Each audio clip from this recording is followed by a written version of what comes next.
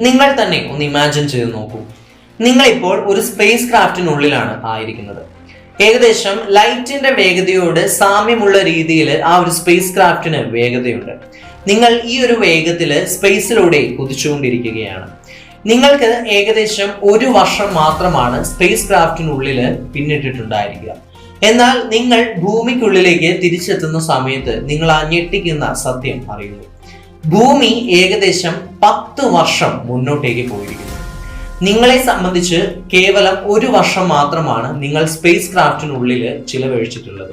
നിങ്ങളുടെ കുടുംബവും ഫാമിലി മെമ്പേഴ്സും ഒക്കെ ഏകദേശം 10 വർഷത്തെ പ്രായം അവർക്ക് വെച്ചിരിക്കുന്നു. എന്നാൽ നിങ്ങൾ ഇപ്പോഴും 9 വർഷം പിറകിലാണ്. കേൾക്കുമ്പോൾ വളരെയധികം അത്ഭുതകരമായിട്ട് തോന്നുന്നുണ്ട് അല്ലെ? ഈ ഒരു കാര്യം പക്ഷേ പോസിബിൾ ആണ്.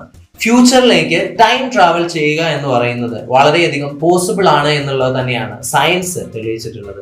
എന്നാൽ എന്താണ് നമ്മളെ അതിൽ നിന്ന് തടഞ്ഞുകൊണ്ടിരിക്കുന്നത്? ടെക്നോളജിയാണ് നമ്മളെ ഈ ഒരു കാര്യത്തിൽ നിന്ന് തടയുന്നത് എന്നാണ് ഇതിന്റെ യാഥാർത്ഥ്യം എന്ന് പറയുന്നത്. ലൈറ്റിന്റെ വേഗതയോട് സാമ്യമുള്ള അല്ലെങ്കിൽ അത്രയും വേഗത്തിൽ സഞ്ചരിക്കാൻ കഴിവുള്ള ഒരു സ്പേസ് ക്രാഫ്റ്റ് നിർമ്മിക്കുക എന്ന് പറയുന്നത് ഇന്ന് ടെക്നോളജിയെ സംബന്ധിച്ച് വലിയൊരു ടാസ്ക് തന്നെയാണ്.